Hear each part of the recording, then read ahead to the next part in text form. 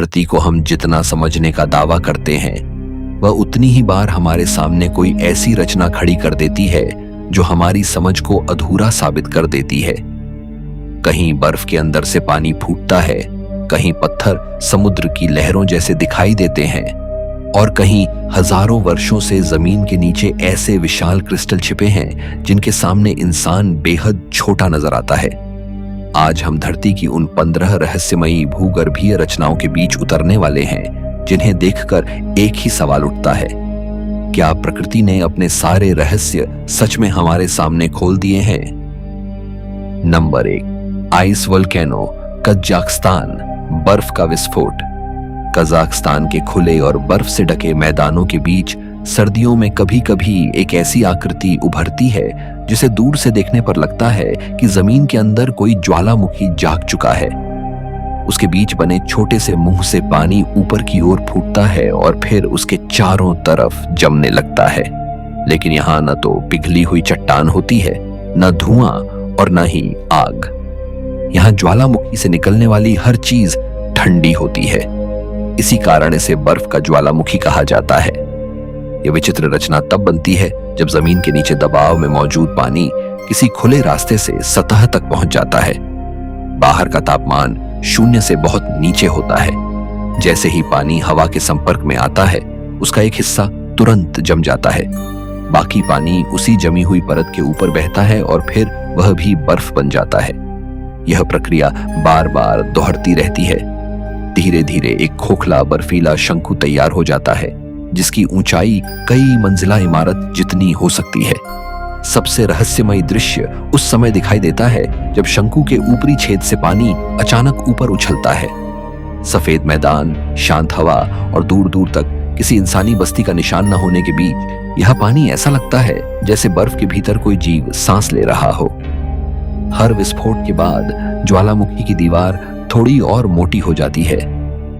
वैज्ञानिक भूजल के दबाव और अत्यधिक ठंड से इसकी रचना समझाते हैं। फिर भी हर प्रश्न का उत्तर इतना सरल नहीं है। पानी का दबाव किस दिन कितना बढ़ेगा, शंकु कितना ऊंचा होगा और उसकी आकृति कैसी बनेगी, यह पूरी तरह निश्चित नहीं किया जा सकता।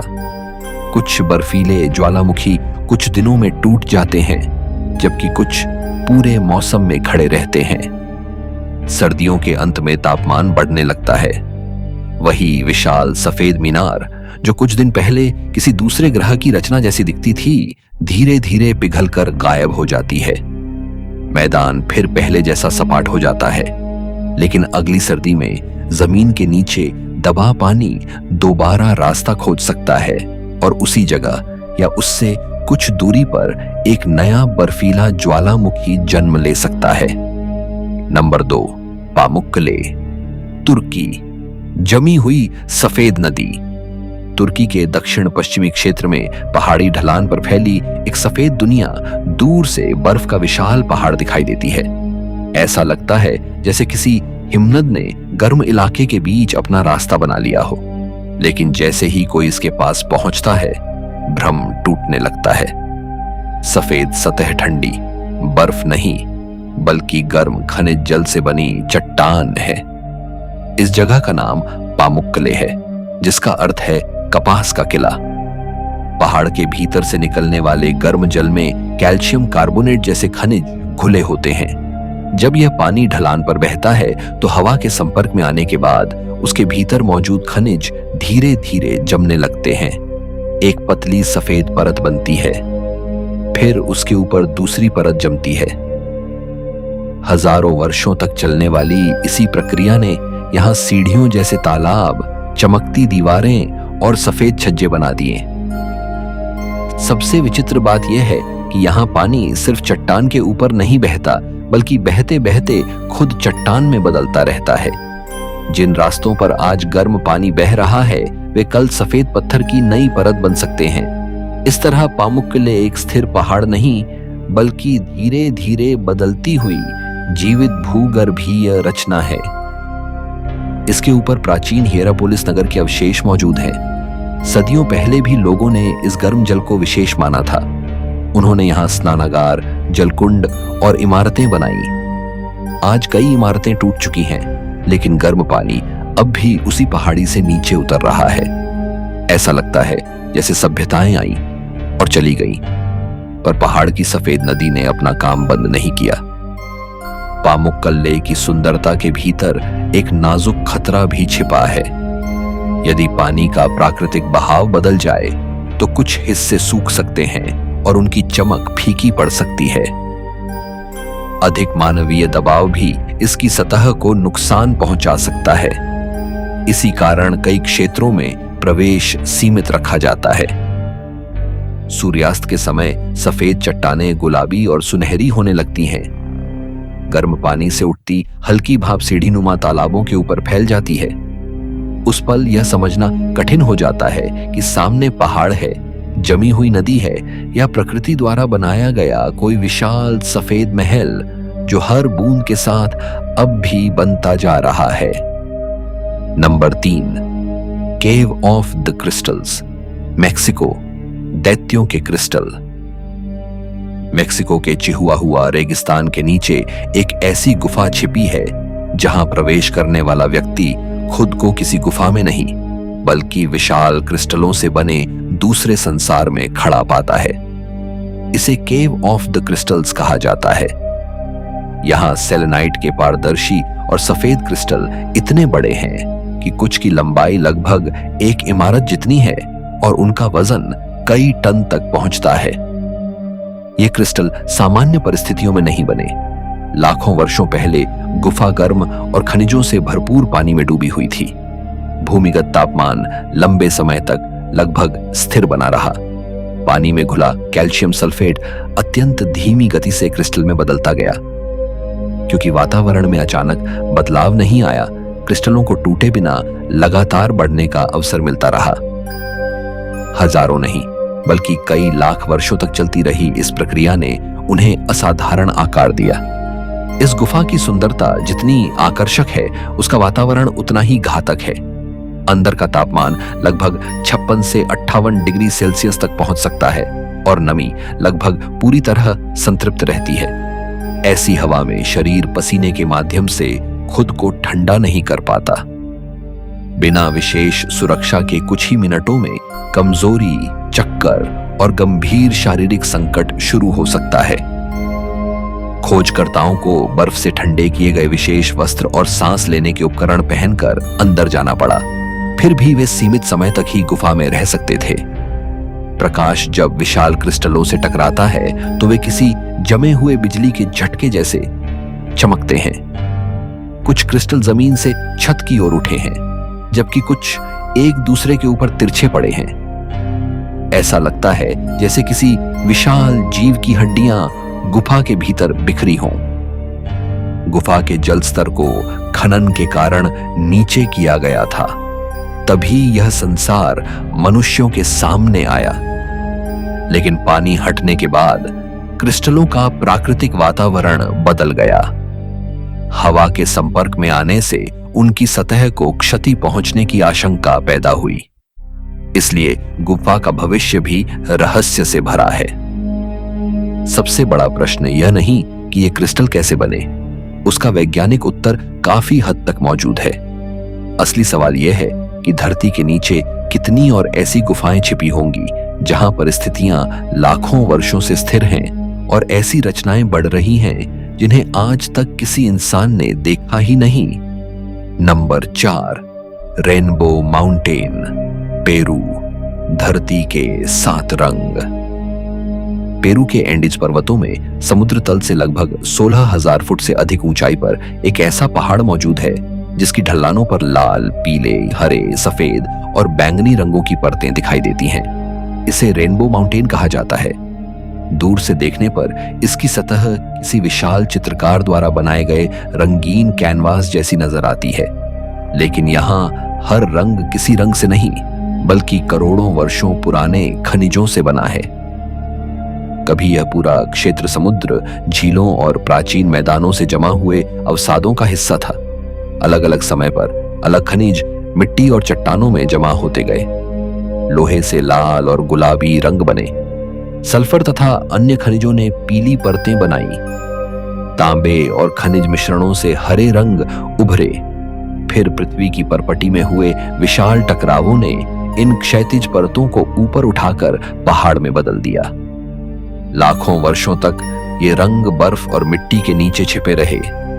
मौसम में बदलाव और बर्फ के पीछे हटने के बाद चट्टानों की रंगीन नसें अधिक स्पष्ट दिखाई देने लगी। आज जो धारियां सतह पर दिखाई देती हैं, वे वास्तव में पृथ्वी के अलग अलग युगों की परतें हैं। मानो पहाड़ को बीच से काटकर उसका पूरा इतिहास बाहर रख दिया गया हो। यह स्थान जितना सुंदर है, यहां पहुंचना उतना ही कठिन है। ऊंचाई के कारण हवा में ऑक्सीजन कम होती है। कुछ कदम चलने पर ही सांस तेज हो सकती है। मौसम अचानक बदल सकता है और साफ आकाश कुछ ही समय में बादलों, तेज हवा या बर्फ में बदल सकता है। इस कठिन यात्रा के बाद जब रंगीन पहाड़ दिखाई देता है तो उसका प्रभाव और भी असाधारण हो जाता है। लेकिन इसके रंग हमेशा एक जैसे नहीं दिखते। धूप, नमी, बादल और देखने का कोण उनका रूप बदल देते हैं। तेज धूप में परतें चमकदार दिखाई देती हैं, जबकि बादलों में रंग गहरे और उदास हो जाते हैं। यही परिवर्तन पहाड़ को किसी जीवित वस्तु जैसा बना देता है। रेनबो माउंटेन हमें याद दिलाता है कि धरती का इतिहास किसी पुस्तक में ही दर्ज नहीं है, वह पहाड़ों की तहों में भी लिखा हुआ है। अंतर सिर्फ इतना है कि यहाँ अक्षरों की जगह रंग हैं और हर रंग के पीछे इतना लंबा समय छिपा है जिसकी कल्पना करना भी मनुष्य के लिए कठिन है। नंबर 5, स्पॉटेड लेक, कनाडा, रहस्यमयी गोल निशान।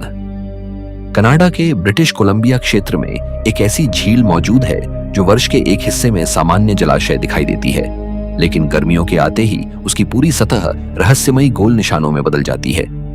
सैकड़ों छोटे बड़े रंगीन तालाब एक दूसरे से अलग दिखाई देने लगते हैं। ऊपर से देखने पर ऐसा लगता है जैसे धरती की सतह पर किसी अज्ञात भाषा में विशाल संकेत बनाए गए हों। इसका नाम स्पॉटेड लेक है। झील के पानी में magnesium sulphate, calcium, sodium sulphate और अन्य खनिज अत्यधिक मात्रा में मौजूद हैं। गर्मियों में जब तापमान बढ़ता है, पानी तेजी से वाष्पित होने लगता है। जल स्तर नीचे जाते ही खनिज अलग अलग क्षेत्रों में सघन होकर छोटे कुंड बना लेते हैं। हर कुंड में खनिजों का अनुपात अलग हो सकता है, इसलिए उनका रंग भी बदल जाता है। कुछ हरे दिखाई देते हैं, कुछ पीले, कुछ नीले और कुछ गहरे भूरे। इन गोल आकृतियों की सीमाओं पर खनिजों की कठोर परत जम जाती है। कई बार ये परतें प्राकृतिक रास्तों जैसी दिखती हैं, जो एक कुंड को दूसरे से अलग करती हैं, लेकिन इन पर चलना सुरक्षित नहीं होता। झील की सतह नाजुक है और उसके भीतर कीचड़ तथा गहरे खनिज क्षेत्र मौजूद हो सकते हैं। स्थानीय सिल्क्स ओकानागन लोगों के लिए यह स्थान केवल भूगर्भीय आश्चर्य नहीं, बल्कि पवित्र भूमि है। लंबे समय से झील के अलग अलग खनिज कुंडों को विशेष महत्व दिया जाता रहा है, इसलिए इसे केवल पर्यटन स्थल की तरह देखना इसकी पूरी कहानी को समझना नहीं होगा। सबसे रहस्यमयी परिवर्तन मौसम के साथ होता है। बरसात या ठंड के समय पानी वापस भरने लगता है और रंगीन गोले धीरे धीरे गायब हो जाते हैं। झील फिर सामान्य दिखाई देने लगती है, मानो उसने अपना संदेश दोबारा पानी के नीचे छिपा लिया हो। फिर अगली गर्मी में वही आकृतियां लौट आती हैं, लेकिन जरूरी नहीं कि हर बार उनका आकार और रंग बिल्कुल पहले जैसा हो। वैज्ञानिक इसके पीछे वाष्पीकरण और खनिजों का स्पष्ट कारण बताते हैं। फिर भी जब सैकड़ों गोल कुंड एक साथ दिखाई देते हैं तो दृश्य किसी प्राकृतिक प्रयोगशाला से अधिक एक प्राचीन नक्शे जैसा लगता है। ऐसा नक्शा जिसे धरती हर वर्ष कुछ समय के लिए दिखाती है और फिर स्वयं मिटा देती है।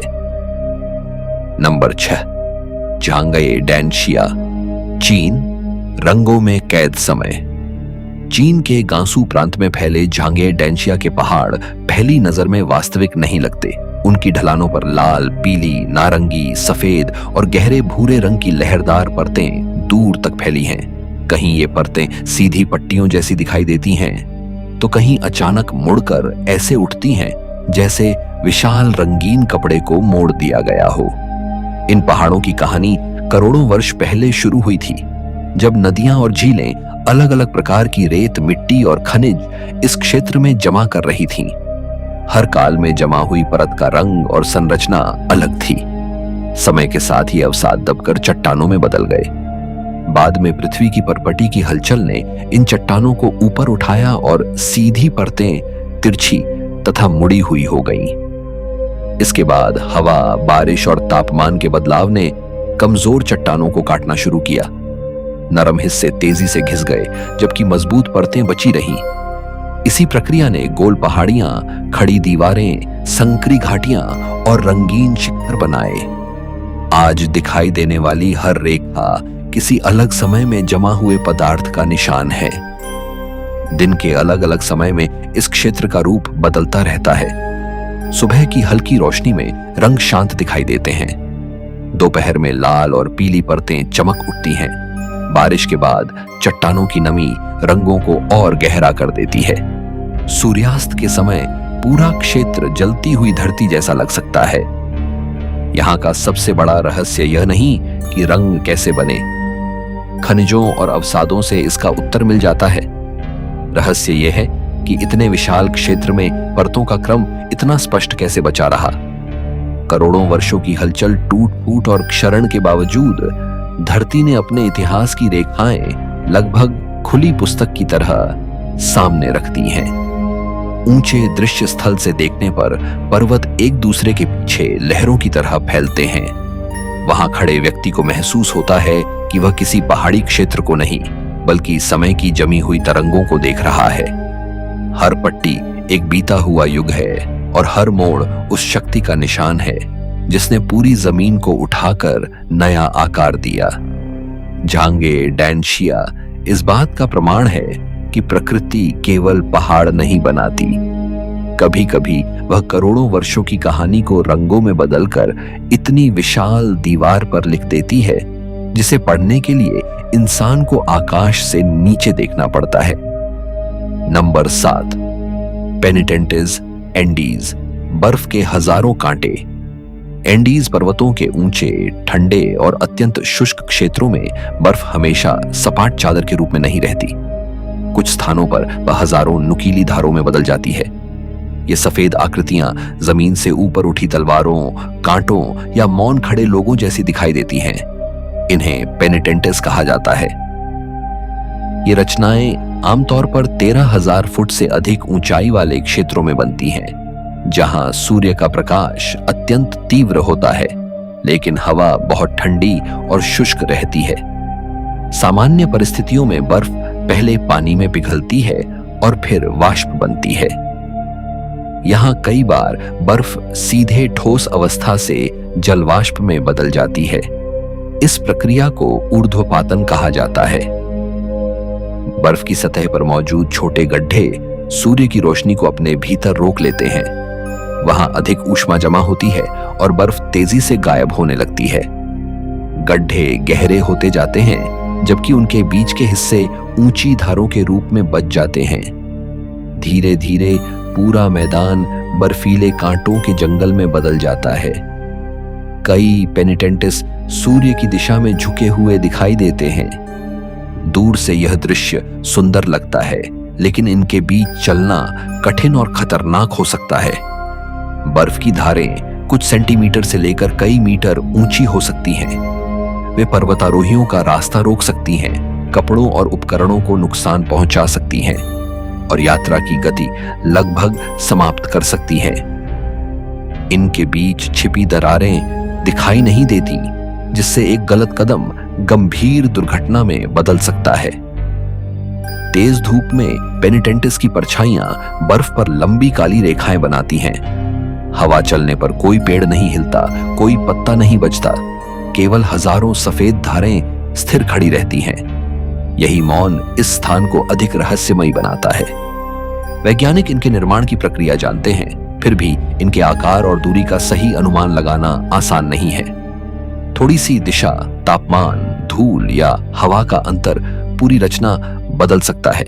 कुछ क्षेत्रों में वे घने जंगल जैसे बनते हैं और कुछ जगहों पर केवल छोटी धारियां दिखाई देती हैं। सबसे विचित्र बात यह है कि ऐसी ही बर्फीली आकृतियों के संकेत दूसरे ग्रहों और उपग्रहों की परिस्थितियों को समझने में भी उपयोगी माने जाते हैं। इसलिए एंडीज का यह कांटों भरा मैदान केवल पृथ्वी का रहस्य नहीं है। संभव है कि इसी प्रक्रिया की छाया हमारे सौरमंडल की किसी दूर, ठंडी और निर्जन सतह पर भी मौजूद हो। नंबर 8, डेविल्स टॉवर, अमेरिका, शैतान की पत्थरीली मीनार। अमेरिका के वायोमिंग क्षेत्र के विस्तृत मैदानों के बीच अचानक एक विशाल पत्थरीली मीनार जमीन से लगभग सीधी उठती दिखाई देती है। इसके चारों ओर अपेक्षाकृत समतल भूमि और छोटे पहाड़ हैं, लेकिन बीच में खड़ा डेविल्स टॉवर सभी से अलग दिखाई देता है। इसकी दीवारों पर ऊपर से नीचे तक लंबी समानांतर धारियां बनी हैं, मानो किसी अज्ञात औजार से पूरे पहाड़ को तराशा गया हो। वैज्ञानिकों का मानना है कि इसकी रचना पिघले हुए मैग्मा से जुड़ी है। करोड़ों वर्ष पहले मैग्मा जमीन के नीचे किसी स्थान पर जमा हुआ। वह सतह तक पूरी तरह नहीं पहुंच पाया और धीरे धीरे ठंडा होने लगा। ठंडा होते समय चट्टान सिकुड़ी और उसमें नियमित दरारें बन गईं। इन दरारों ने बहुभुजाकार खंभों को जन्म दिया, जो आज मीनार की सीधी धारियों जैसे दिखाई देते हैं। बाद के लाखों वर्षों में आसपास की नरम चट्टानें हवा, पानी और मौसम से घिसती चली गईं। कठोर ज्वालामुखीय चट्टान बची रही और अंततः अकेली ऊंची मीनार की तरह सामने आ गई। लेकिन इसके निर्माण पर भूवैज्ञानिकों में लंबे समय से अलग अलग विचार रहे हैं। कुछ इसे प्राचीन ज्वालामुखी की भीतरी संरचना मानते हैं, जबकि कुछ के अनुसार यह ऐसा मैग्माई पिंड है जो कभी सतह पर फटा ही नहीं। इस स्थान का महत्व केवल विज्ञान तक सीमित नहीं है। कई मूल निवासी समुदाय इसे पवित्र स्थल मानते हैं। उनकी परंपराओं में इसकी लंबी धारियों और असाधारण आकार से जुड़ी अलग अलग कथाएं मौजूद हैं।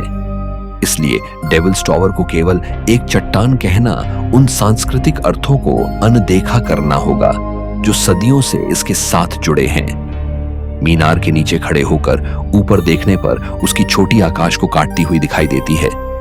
सीधी दीवारों से कभी कभी चट्टानों के टुकड़े गिरते हैं और नीचे विशाल पत्थरों का ढेर बनाते हैं। फिर भी मुख्य संरचना अब तक अडिग है। सबसे बड़ा रहस्य उसकी एकाकी उपस्थिति है। वह किसी पर्वत श्रृंखला का सामान्य हिस्सा नहीं दिखता। वह खुले मैदान में ऐसे खड़ा है जैसे किसी बहुत पुराने युग का स्तंभ हो, जिसके आसपास की पूरी दुनिया मिट चुकी है। सूर्यास्त के समय जब मैदान अंधेरा होने लगता है, मीनार की धारियां काली पड़ जाती हैं और उसका ऊपरी हिस्सा अंतिम रोशनी में चमकता रहता है। उस समय डेविल्स टॉवर किसी प्राकृतिक चट्टान से अधिक एक संकेत जैसा दिखाई देता है। लेकिन यह संकेत किसके लिए है, इसका उत्तर केवल कल्पना में ही मिल सकता है। नंबर 9, मानपुपुनर, रूस, 7 जमे हुए दैत्य। रूस के दूरस्थ कोमी गणराज्य में उरल पर्वतों के एक निर्जन पठार पर 7 विशाल पत्थरीले स्तंभ खड़े हैं। इन्हें मानपुपुनर रॉक फॉर्मेशंस कहा जाता है। आसपास न कोई बड़ा नगर है, न आसान सड़क और न ही सामान्य पर्यटन स्थलों जैसी भीड़। कई किलोमीटर तक फैली ठंडी वीरानी के बीच ये 7 आकृतियां ऐसी दिखाई देती हैं जैसे किसी भूली हुई सभ्यता के प्रहरी अब भी अपनी जगह पर खड़े हों। इन स्तंभों की ऊंचाई लगभग 98 से 138 फुट तक है। हर स्तंभ का आकार अलग है। किसी का ऊपरी हिस्सा विशाल सिर जैसा लगता है, कोई उल्टी बोतल जैसा दिखाई देता है और कोई मोटे शरीर वाले प्राणी की आकृति बनाता है। देखने का कोण बदलते ही वही चट्टान किसी दूसरी आकृति में बदल जाती है।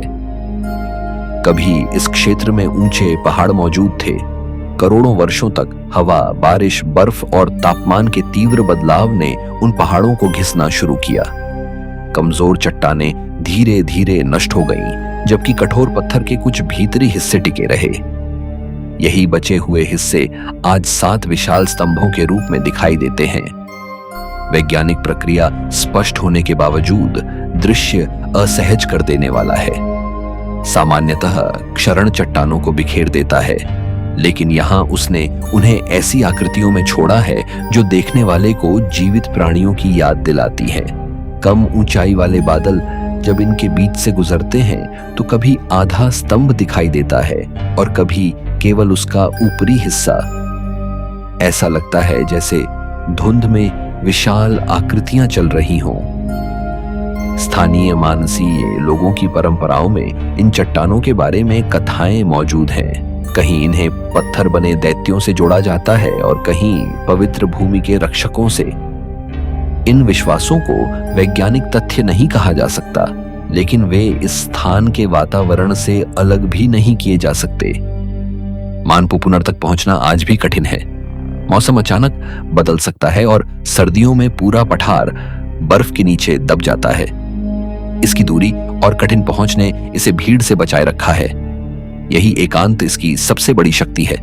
खुले पठार पर तेज हवा चलती है, लेकिन पत्थर स्थिर रहते हैं। लगभग 20 करोड़ वर्षों के क्षरण के बाद भी वे खड़े हैं। इंसानी इतिहास उनके सामने कुछ क्षणों से अधिक नहीं। शायद इसीलिए उन्हें देखकर लगता है कि वे किसी घटना की प्रतीक्षा नहीं कर रहे, बल्कि वे पहले ही वह सब देख चुके हैं जिसे जानने के लिए मनुष्य अब भी यहां पहुंचा है। Number 10, selling stones, death valley, खुद चलने वाले पत्थर। अमेरिका की डेथ वैली में रेस्ट्रैक प्लाया नाम का एक सूखा और लगभग पूरी तरह समतल झील तल है। यहां जमीन पर पड़े भारी पत्थरों के पीछे लंबी लकीरें दिखाई देती हैं। कुछ निशान बिल्कुल सीधे जाते हैं, कुछ अचानक मुड़ते हैं और कुछ एक दूसरे को काटते हुए आगे बढ़ते हैं। सबसे विचित्र बात यह है कि पत्थर अपने अंतिम स्थान पर मौजूद होते हैं, लेकिन उन्हें चलते हुए देखना लगभग असंभव रहा है। दशकों तक लोग इस घटना को रहस्य मानते रहे। किसी ने कहा अत्यंत शक्तिशाली हवा पत्थरों को धकेलती होगी, किसी ने चुंबकीय शक्ति की कल्पना की, कुछ लोगों ने इसे किसी अदृश्य ऊर्जा या अज्ञात घटना से जोड़ दिया। समस्या यह थी कि पत्थर इतने भारी थे कि सामान्य हवा से उनका चलना संभव नहीं लगता था। लंबे अध्ययन के बाद वैज्ञानिकों ने बेहद दुर्लभ परिस्थितियों का मेल दर्ज किया। सर्दियों की वर्षा से सूखे झील तल पर पानी की पतली परत बनती है। रात के समय यह पानी जमकर बहुत पतली बर्फ में बदल जाता है। सुबह सूर्य की गर्मी से बर्फ बड़े बड़े हल्के टुकड़ों में टूटती है।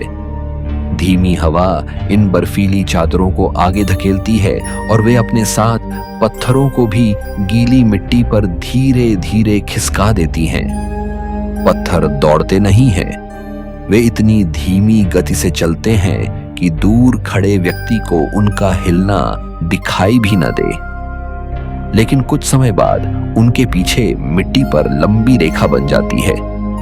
जब पानी सूखता है तो निशान कठोर होकर महीनों या वर्षों तक बने रह सकते हैं। वैज्ञानिक उत्तर मिलने के बाद भी इस जगह का रहस्य समाप्त नहीं हुआ। जिस क्षण पत्थर चलते हैं उसके लिए पानी, ठंड, बर्फ और हवा का सही मेल आवश्यक है। यह स्थिति बहुत कम बनती है। अधिकांश लोग केवल निशान देखते हैं, गति नहीं। दोपहर की तेज धूप में प्लाया का मैदान निर्जीव दिखाई देता है। दूर पर्वत खड़े हैं और बीच में पत्थर अलग अलग दिशाओं में रुके हैं। उनके पीछे बने रास्ते यह भ्रम पैदा करते हैं कि रात के समय यहां कोई मौन दौड़ हुई थी। कुछ पत्थरों के निशान लंबे हैं, जबकि कुछ बिना किसी स्पष्ट रास्ते के पड़े रहते हैं। इसका अर्थ है कि हर पत्थर एक साथ नहीं चलता। आकार, वजन, बर्फ की दिशा और मिट्टी की दशा उसका मार्ग तय करते हैं। यह घटना हमें बताती है कि प्रकृति को किसी रहस्यमयी शक्ति की जरूरत नहीं होती। कभी कभी साधारण पानी, बर्फ और हवा इतने असाधारण ढंग से एक साथ काम करते हैं कि भारी पत्थर भी जमीन पर अपनी यात्रा का प्रमाण छोड़ जाते हैं। नंबर 11, वुलिंग युआन, चीन, हवा में तैरते पहाड़। चीन के हुनान प्रांत में वुलिंग युआन नाम का एक विशाल क्षेत्र है, जहां 3000 से अधिक पत्थरीले स्तंभ जंगल और बादलों के बीच खड़े हैं। इनमें से कई स्तंभ सैकड़ों फुट ऊंचे हैं। उनके बीच गहरी घाटियां, झरने, छोटी नदियां और घना वन फैला है। जब धुंध नीचे की घाटियों को ढक लेती है तो इन स्तंभों के आधार गायब हो जाते हैं और ऊपरी भाग हवा में तैरते पहाड़ों जैसा दिखाई देता है। इनकी रचना क्वार्ट्ज बलुआ पत्थर से हुई है। लाखों वर्ष पहले पृथ्वी की हलचल से पूरा क्षेत्र ऊपर उठा। चट्टानों में सीधी दरारें बनी। वर्षा का पानी इन दरारों में प्रवेश करता रहा और कमजोर हिस्सों को धीरे धीरे काटता गया। तापमान के बदलाव, पौधों की जड़ों और हवा ने भी क्षरण को तेज किया। परिणाम स्वरूप एक विशाल चट्टानी पठार हजारों अलग अलग स्तंभों में विभाजित हो गया। हर स्तंभ का आकार अलग है। कोई पतली सुई जैसा है, कोई चौड़े सिर वाली मीनार जैसा, और कोई 2 भागों में बंटा हुआ दिखाई देता है। उनके ऊपर पेड़ उगते हैं, जबकि दीवारें लगभग सीधी नीचे गिरती हैं। यह संयोजन उन्हें साधारण पहाड़ों से बिल्कुल अलग बनाता है। वुलिंग युआन का सबसे रहस्यमयी रूप बारिश के बाद दिखाई देता है। बादल घाटियों के भीतर उतर जाते हैं। कुछ शिखर पूरी तरह गायब हो जाते हैं और कुछ अचानक धुंध से बाहर उभरते हैं। हवा के साथ दृश्य हर मिनट बदलता रहता है। ऐसा लगता है जैसे पूरा पत्थरीला वन स्थिर नहीं, बल्कि बादलों में आगे पीछे तैर रहा हो। यहां बने ऊंचे मार्गों और दृश्य स्थलों से नीचे देखने पर गहराई का सही अनुमान लगाना कठिन हो जाता है। नीचे की जमीन धुंध में छिपी हो तो देखने वाले को केवल शिखरों का समुद्र दिखाई देता है। इसी कारण यह क्षेत्र कल्पना की किसी दुनिया जैसा अनुभव देता है। वैज्ञानिक जानते हैं कि पानी और क्षरण ने इन स्तंभों को बनाया, लेकिन 3000 से अधिक स्तंभों का एक ही क्षेत्र में खड़ा होना, प्रत्येक का अलग आकार और फिर भी सभी का एक जैसी दिशा में उठना दृश्य को असाधारण बना देता है। यह रचना आज भी समाप्त नहीं हुई है। बारिश चट्टानों को काट रही है, दरारें चौड़ी हो रही हैं, कहीं छोटे टुकड़े गिरते हैं और कहीं भविष्य के नए स्तंभ धीरे धीरे अलग हो रहे हैं। मनुष्य के लिए ये पहाड़ स्थायी हैं, लेकिन धरती के समय में ये भी बदलती हुई आकृतियां हैं। जब शाम की धुंध पूरे वन को ढक लेती है, तो आखिरी दिखाई देने वाले शिखर किसी डूबते हुए पत्थरीले नगर की मीनारों जैसे लगते हैं। कुछ ही देर बाद वे भी बादलों में गायब हो जाते हैं और पीछे केवल यह सवाल रह जाता है कि धुंध हटने पर वही दुनिया दिखाई देगी या कोई बिल्कुल नई आकृति सामने होगी। आज के वीडियो में इतना ही।